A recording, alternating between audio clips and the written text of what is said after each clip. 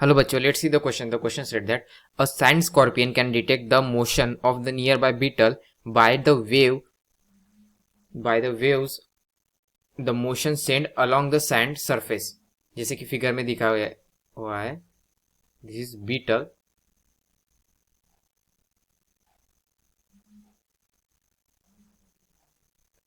और ये wave produce कर रहा है. जब वो सैंड में चल रहा होगा तो दो टाइप के वेव होंगे. That is the waves are of two types. Transverse wave travelling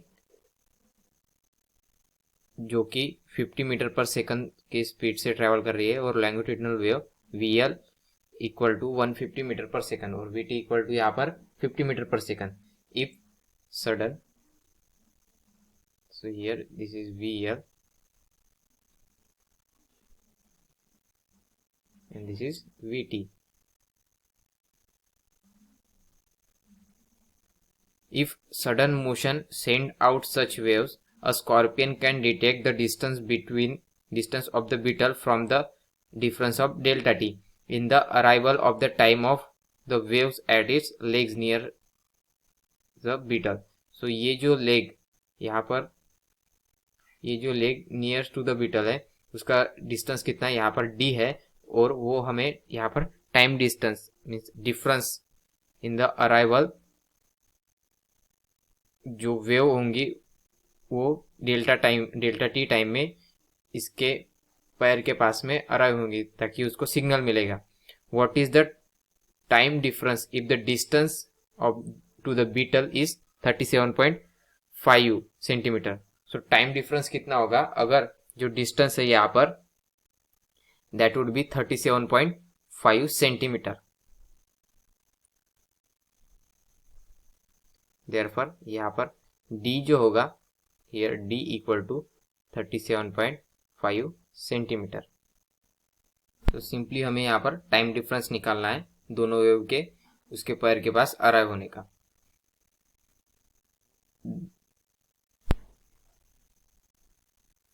की कंसेप्ट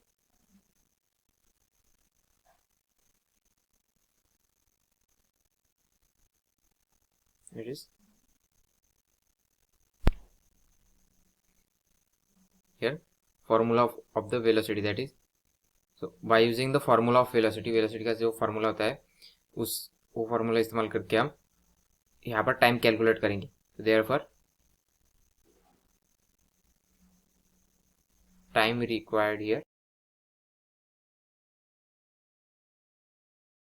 दैट इज जनरली वो कितना हमें पता है कि वेलोसिटी ऑफ वेव जो होती है is v is equal to distance x by t. so therefore it implies that time equal to x by v. so यही फॉर्मूला इस्तेमाल करके हम कैलकुलेट करेंगे. जैसे कि हमें पता है यहाँ पर हमें डिफरेंस निकालना है टाइम का, और हम देख सकते हैं यहाँ पर जो vt इट मीन्स दैट जो ट्रांसवर्स वेव है वो ज़्यादा टाइम लेगी compare to longitudinal wave. therefore the time difference, time required to approach the transverse wave minus time required to approach the longitudinal wave. so time required वो कितना होगा, distance d upon velocity v1 minus distance d upon velocity v2.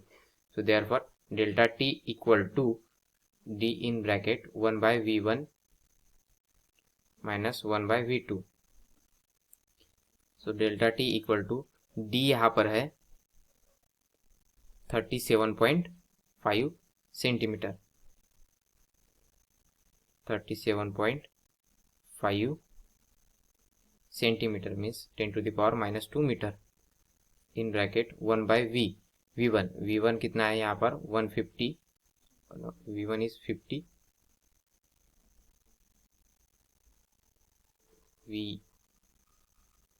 v1 की जगह हम यहाँ पर vt, vl की जगह v2 की जगह यहाँ पर vl इस्तेमाल करते हैं.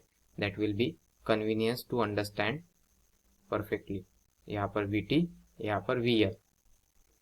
सो vt कितना है यहाँ पर हमारे पास 50 metre per second, this is 150 meter per second. Now delta t becomes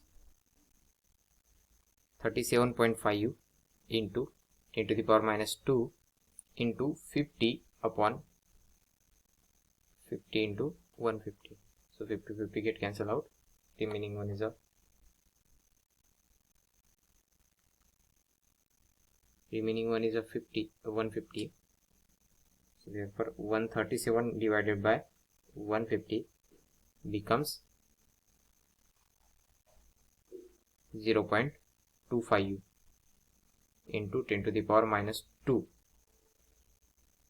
Hence delta t becomes 2.5 milli second. तो यहाँ पर हमें टाइम डिफरेंस कितना मिला, 2.5 मिली सेकंड. सो आशा करता हूँ आपको सॉल्यूशन समझ में आया होगा. Thank you.